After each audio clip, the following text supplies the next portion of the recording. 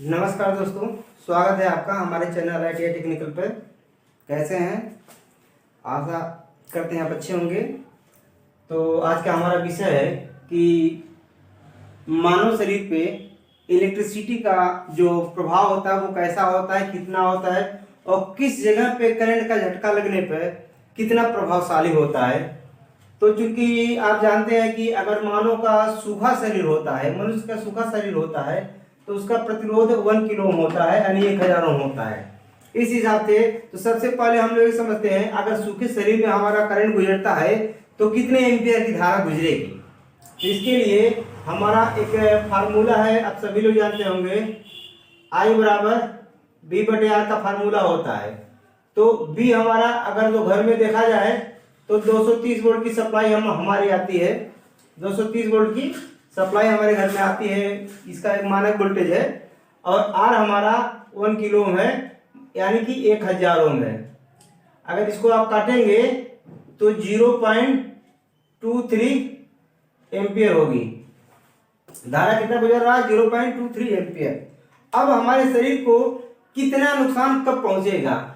ये कंडीशन तब लागू होगा जब आपका शरीर सूखा होगा, तब इतना धारा गुजरेगा 0.23 एम्पियर। लेकिन ऐसा हो नहीं सकता है कि हमारा शरीर हमेशा उतना ही सूखा हो जितना कि 1 ओम का रेजिस्टेंस बना रहे।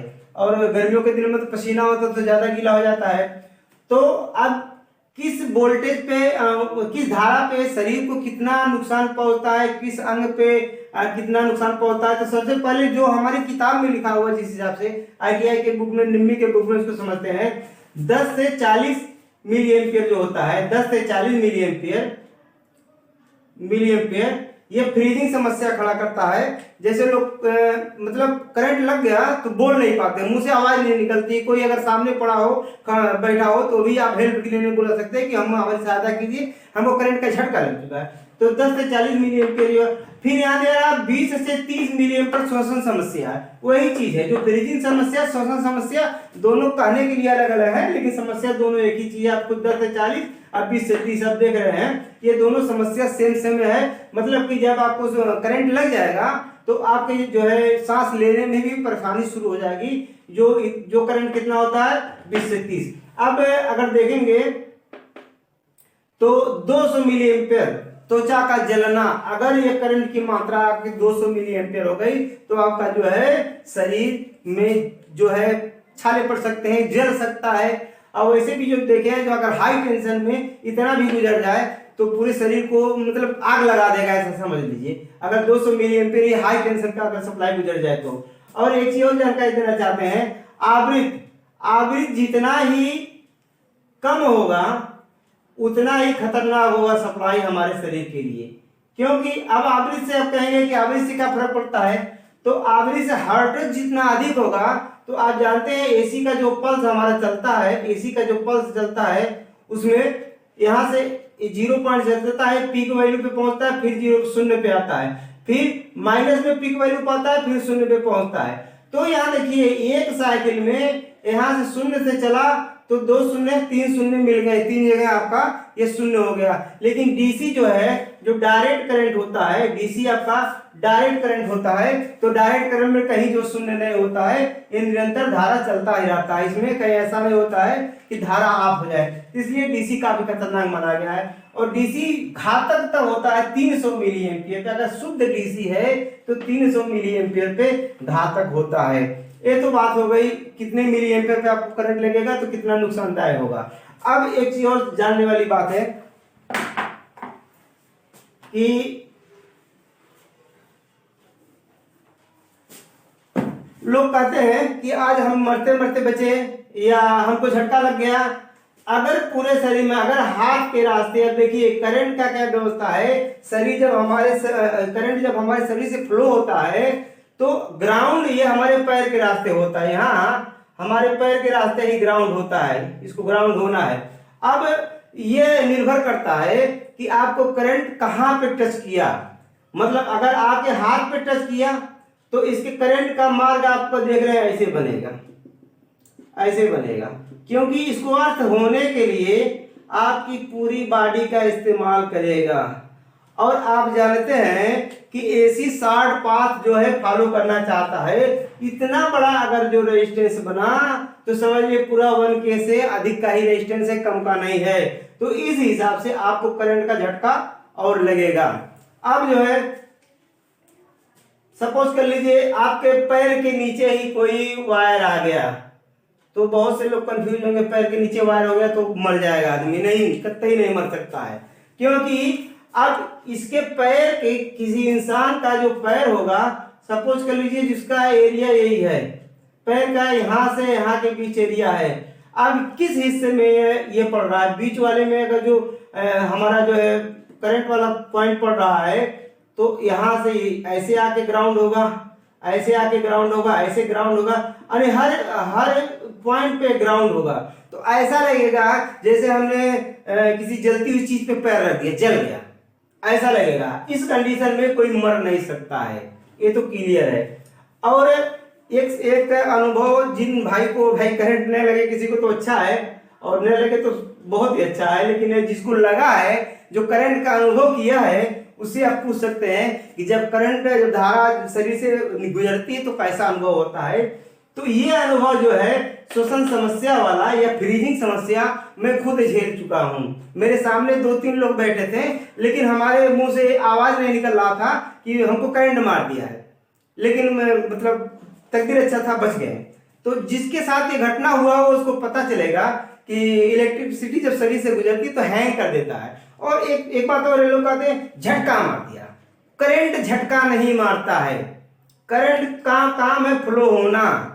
हम अपने बचाव में अपने शरीर को, अगर जो हम पूरी तरह से चपेटे में नहीं आते हो, हल्का फुल्का अगर जो हमको शॉक का अनुभव होता है, तो हमारा जो शरीर जो है खुद बचाने के लिए अपने हाथ को तेजी से पीछे खींचता है, शरीर को पीछे धक्का देता है, जिससे हमको यह अनुभव होता है कि हमको करंट ने झटका मारा। लेकिन करंट झटका मारता नहीं, करंट का काम है केवल चलना, अपना रास्ता क्लियर करना।